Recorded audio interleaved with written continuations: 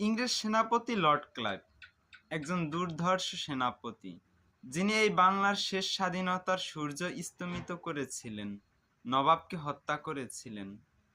৭ সাগর ১৩ নদী পাড়ি দিয়ে এই উপমহাদেশে এসেছিলেন এবং বিজয় করেছিলেন। তার কারণেই মূলত এই উপমহাদেশ এক ভয়াবহ দুর্ভিক্ষের শিকার হয়।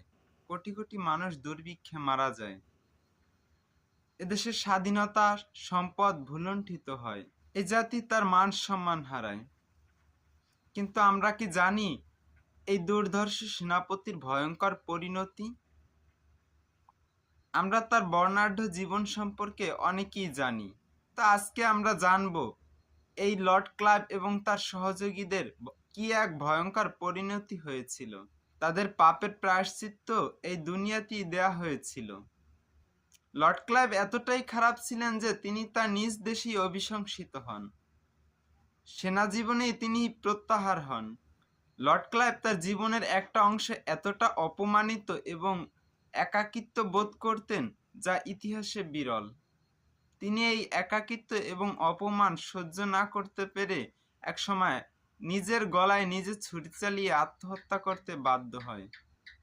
হ্যাঁ, তার যে পাপ এবং কৃতকর্ম ছিল এটা হয়তো তার প্রায়শ্চিত্তের সামান্য কিঞ্চিত, কিন্তু তিনি আরও অনেক পাবেন আখিরাতে, যারা মানুষের উপর অন্যায় এবং জুলুম করে। লর্ড ক্লাইভের পরিণতি তো জানলেন।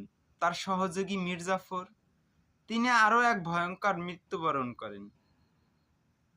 মির্জাফরের সহযোগীরা, তাদেরকেও আল্লাহ ক্ষমা করে নাই। তারাও এক ভয়ঙ্কর পরিণতি ভোগ করেন। মির্জাফরকে আল্লাহ কুষ্ঠরোগে আক্রান্ত করেন। তিনি তার শেষ জীবনে পরিবার থেকে অবাঞ্ছিত এবং লাঞ্ছিত হয়। একটা সময় জঙ্গলে গিয়ে আশ্রয় নেয়। তিনি মৃত্যুর সময় মূর্তির পা ধোয়া পানি খেয়ে মৃত্যুবরণ করতে হয়েছিল। হ্যাঁ, একজন মুসলিমকে। আমরা সহজ সরলভাবে যদি দেখি তাহলে মির্জাফরই ষড়যন্ত্রকারী এই বাংলার বিরুদ্ধে। কিন্তু ষড়যন্ত্রটা ১-২ দিনের না, দীর্ঘদিনের।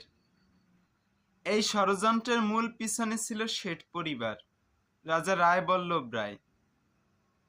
তাদের দীর্ঘ ষড়যন্ত্র এবং লর্ড ক্লাইভের চতুরতায়, মির্জাফরের বিশ্বাসঘাতকতায় এই বাংলার স্বাধীনতা হারিয়েছিল। শেঠ ভ্রাতৃদ্বয়কেও একসময় এক করুণ ভয়ঙ্কর মৃত্যু বরণ করতে হয়েছিল। তাদেরকে গঙ্গা নদীতে আত্মাহুতি দিতে হয়েছিল। যেই মাঝি নবাবকে ধরিয়ে দিয়েছিলেন, তিনিও একসময় গঙ্গা নদীতে আত্মাহুতি দেন, পাগল হয়ে। যুগে যুগে ইতিহাসে যারা দেশ এবং জাতির বিরুদ্ধে ষড়যন্ত্র করে, তারা কখনোই ভালো জীবন পায় না, এ দুনিয়ায়ও না, পরকালেও না। মির্জাফরদের এই ভয়ঙ্কর পরিণতি বর্তমান এবং ভবিষ্যৎ মির্জাফরদেরকে পূর্ণিমার চাঁদের মতো উকি দিয়ে দৃষ্টান্ত হয়ে দাঁড়ায়।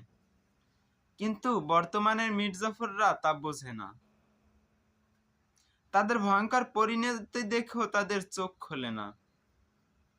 তাদের মনে ঈমান নেই, তাদের ভিতর দেশপ্রেম নেই।